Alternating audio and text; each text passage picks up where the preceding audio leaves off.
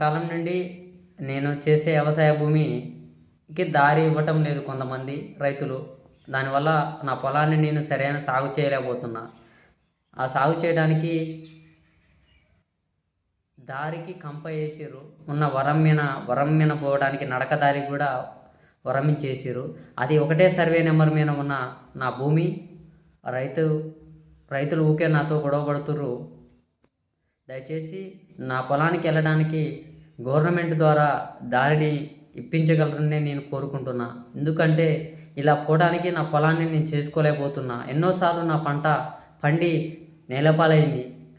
సరైన టయానికి కోసుకొని నా పంటని నా చేతి దాకా వచ్చి నా భూమి పాలైన రోజులు ఎన్నో రోజులు ఉన్నాయి. కాబట్టి దయచేసి నా పంట పొలాన్ని నేను సరైన రీతిలో పండించుకోవడానికి నాకు దారిని కల్పించండి. ఈ ప్రభుత్వాన్ని నేను 2 చేతులతో జోడించి ఏడుకుంటున్నా. దయచేసి ఇలా ఇబ్బంది పెట్టకండి. దయచేసి ఈ ప్రభుత్వాన్ని కోరుకుంటున్నా.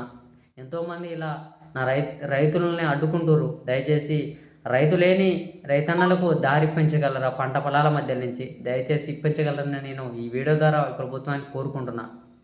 లేదంటే రైతన్న ఇలానే ఎన్నో ఘటనలు ఇలా జరుగుతూనే ఉన్నాయి. రైతన్నలు ఎంతోమంది పురుగుల మందు తాగి చనిపోవడానికి కారకులవుతున్నారు. దయచేసి నాకు ఇలా జరుగుతుంది కొన్ని రోజుల క్రితం నుంచి. దయచేసి ప్లీజ్ సపోర్ట్ చేయండి. ప్లీజ్ ఒక రైతు బిడ్డని నేను కోరుకుంటున్నా.